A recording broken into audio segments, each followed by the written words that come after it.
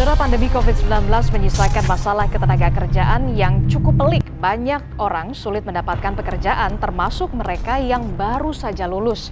Badan Pusat Statistik mengemukakan tingkat pengangguran terbuka melesat dalam setahun.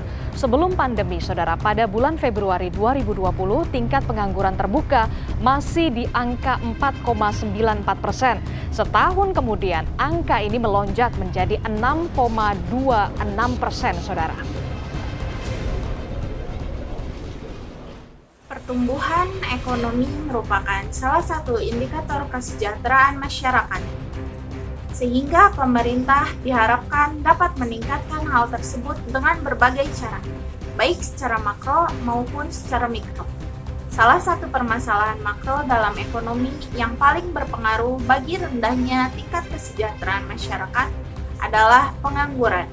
Menurut Badan Pusat Statistika Republik Indonesia, pengangguran merupakan penduduk yang tidak bekerja dan sedang mencari pekerjaan, atau penduduk yang sedang mempersiapkan suatu usaha baru, atau penduduk yang merasa tidak mungkin untuk mendapatkan pekerjaan, atau pula penduduk yang telah diterima pekerja namun belum mulai bekerja. Untuk dalam mengentaskan pengangguran yang terjadi pada negara ini dapat dikatakan membuahkan hasil, walaupun belum begitu memuaskan.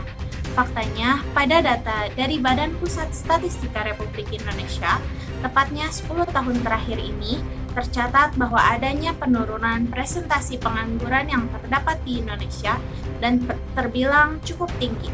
Pada tahun 2005, tercatat pengangguran di Indonesia sebesar 10,3% dan mengalami penurunan pada tahun 2015 sebesar 7,0%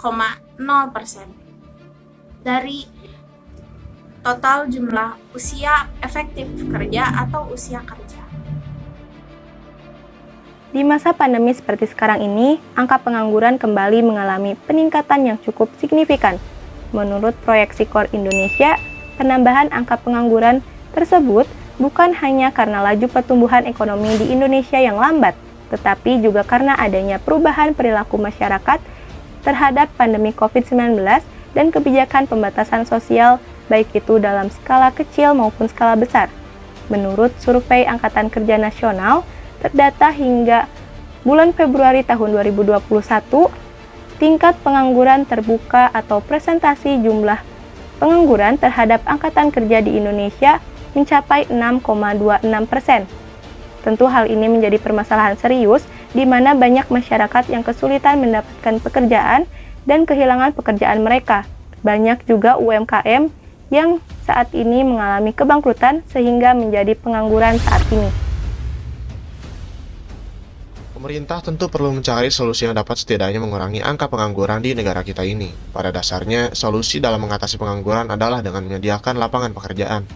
Akan tetapi, ada beberapa solusi lain yang dapat membantu mengurangi angka pengangguran tersebut, seperti mengadakan bursa tenaga kerja, memberikan pelatihan kepada masyarakat yang belum mendapatkan pekerjaan, meningkatkan mutu pendidikan, serta kewirausahaan di Indonesia.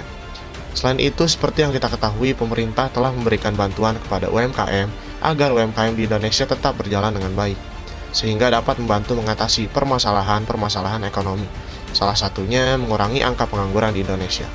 Akan tetapi, kami berharap penyaluran setiap bantuan dan pelatihan tersebut haruslah tepat sasaran agar permasalahan yang ada dapat cepat teratasi dan tidak menimbulkan masalah lain yang lebih serius lagi.